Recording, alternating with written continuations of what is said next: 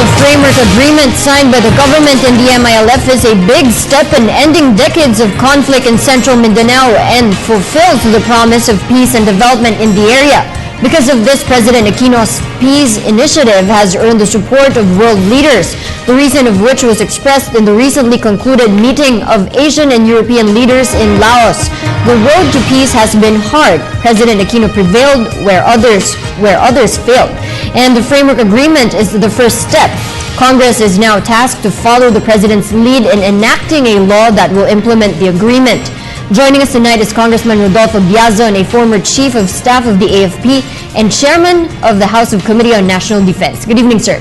Good evening, Isabel, and good evening, Angel. Sir, President Aquino's peace efforts has gained worldwide recognition. How soon and how fast will Congress act on the passage of a bill, of course, of the framework agreement? It seems that not only Filipinos are upbeat on this framework agreement, probably it's beginning to open up a door to peace. It's also our neighbors and even some other countries in some parts of the world. They are upbeat that this framework agreement would indeed open up that door. So indeed, however, it's not going to be that easy. It's going to be difficult because as far as I can see, there will be contentious issues that will have to be ironed out as we, Congress, craft the organic law that is going to create the Bangsamoro political entity.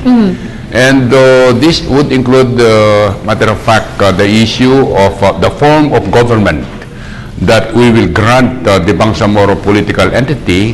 What is it going to be? Is it in accordance with the existing government structures level, or is it going to be a ministerial one? And as a matter of fact, some people are saying that this could raise some constitutional issues. That is the first contentious issue to be debated on. Second will be the territory that will compose the Bangsamoro political entity. And this is because MILF is asking to consider the inclusion of 6 towns of Lanao Norte, 6 barangays of Cotabato, the city of Isabela, and then the city of Cotabato. So this is going to be very hotly debated. Now the third point to be debated on would be the distribution of political power between the autonomous region and then the central government. Which political power will belong solely to the central government, which will be shared between the two, or which will be solely in the hands of the authorities of the political entity that will be created. Now the last one, I hope it should be the last one, is the sharing of wealth, which includes the taxes to be collected or the exploration of natural resources, which belongs to central government again, which will be shared between the two, and then which will solely belong to the ARMM. You know, unfortunately, the transition commission that had been created by the framework agreement cannot submit in time the proposed draft of the Organic Act for the 15th Congress to pass it. I would say that it will be in the hands of the 16th Congress, meaning the Congress that will be formed after the elections of May next year. But with this, I am therefore the Transition Commission to fast-track the drafting of this proposed law so that immediately upon assumption of or resumption of the sessions by the 16th Congress, sometime July or August of next year, the Congress, both houses, the House of Representatives and the Senate, can begin to debate. Because I am hoping that the law will be enacted as much as possible, not later than the last quarter of 2014. Right. The reason is that after the law is passed, there will be a transition period before the elections of 19 or 2016. And so therefore, it is important that that law will be enacted late 2014, so that President Aquino, who is the brain behind this, who is the moving power behind this, can supervise the implementation of this creation of the new Bangsamoro political entity. Yes, sir. So certainly that is a long way to go to start the peace process. Now, how important will consultations be, especially with our people covered in areas as part of the Bangsamoro? I did not get that question. May I have it again, please? Yes, sir. How important will consultations be with our people, especially we have a long way to go, especially in areas covered as That part of definitely Bangsamoro? should be a important factor to be considered, because there is a need for a widespread support to the creation of this political entity. And I would say that those who should be considered or consulted should include as much as possible the most number of sectors of society, to include, for example, the youth, to include the people of the peripheral political jurisdictions. Ang ibig sabihin, yung mga katabi, magiging katabi nitong ARMM. I would even go to the point to suggest that the religious Islamic leaders, the Ulamas, the Ustad should also be consulted, but most importantly, the present political leaders of the ARMM. The 5 governors, for example, of Governor Sadikul Sahali of Tawi-Tawi, Sakurtan, Governor Sakurtan of Sulu, Governor Wahab Akbar of Basilan, Governor Toto Mangundadato of Maguindanao, and then Governor Adjong of Lanao Sur. They need to be consulted. Not only them, but probably including the mayors of these 5 provinces. All right, so sir, aside from the factors that you earlier, it's certainly a long way. What makes you think that it wouldn't be possible for this bill to pass the 15th Congress?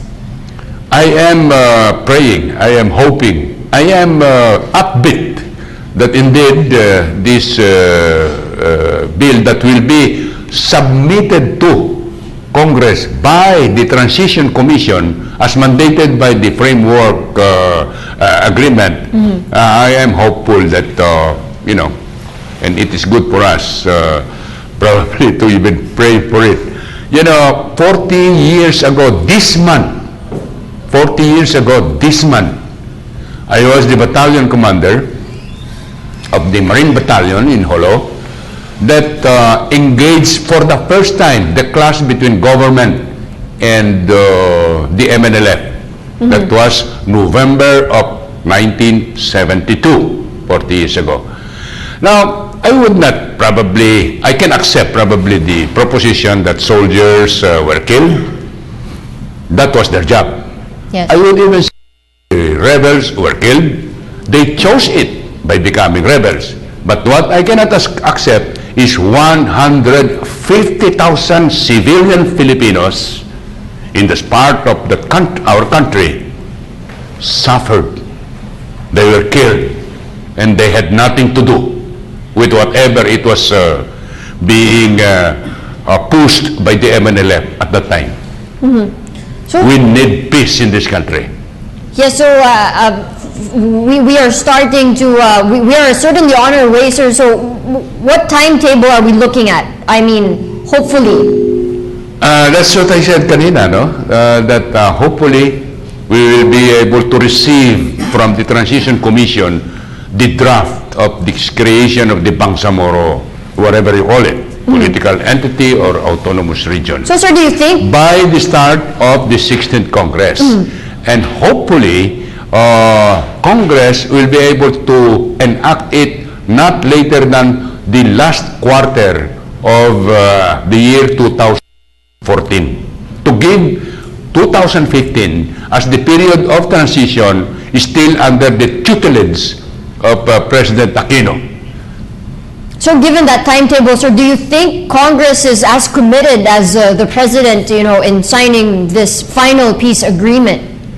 Probably if the present Congress, it will be the one to tackle it because I detect a widespread support from both houses at this point in time. However, we must remember that we will have an election of new faces in both houses by May. Now, we do not know what would be the sentiments of this new Congress. I do hope that people will continue to express their support for this framework agreement, this search for peace, so that, those who may even be elected will already be attuned to the widespread support by our people. I would say that if I were in the areas that might be affected, not only the ARMM, including the peripheral provinces of the ARMM, this could very well be a campaign issue for them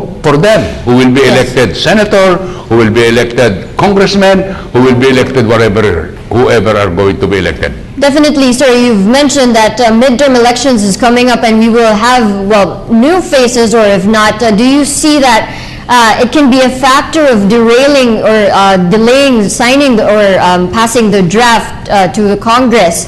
What is important is, I think, for the Transition Commission to fast-track their consultations because they cannot draft this proposed law without consultations. And I think they should use it beginning yesterday and all the way up to probably July and August of next year.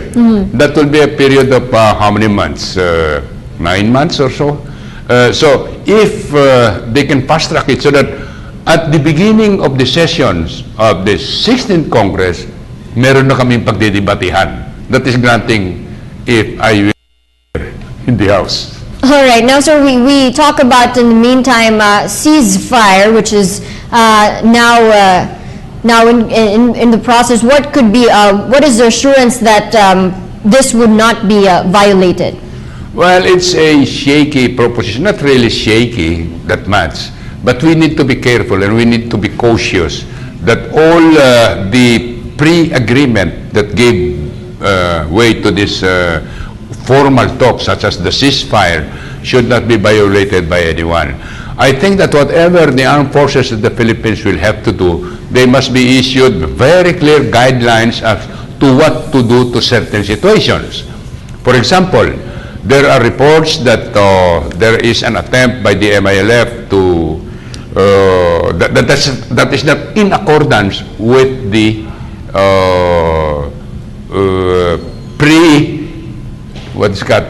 pre-talks agreements for ceasefire. I think we need to issue them what should be done and what cannot by both sides, whether it is armed forces of the Philippines or the MILF, so that our public should understand what are the do's and what are the don'ts as we trek towards peace along this path that has been created by President Aquino.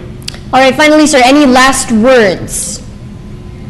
The word is, I think that may kasabihan ng Pilipino, ang sakit ng kalingkingan ay damdam ng buong katawan. So pati tayo dito sa Luzon, pati sila na sa Bisaya, pati sila na mga probinsya na hindi kasama ng ARMM ay involved dito. At sana ay masuportahan natin itong pangkapayapaang kilusan at maipakita natin na ang Pilipino, ang hinahangad ay kapayapaan sa ating bansa. All right. Thank you so much, sir, for sharing your time with us here on NewsLive. That was Congressman Rodolfo Biazon, Chairman of the House Committee on National Defense. Thank you, sir. Salamat.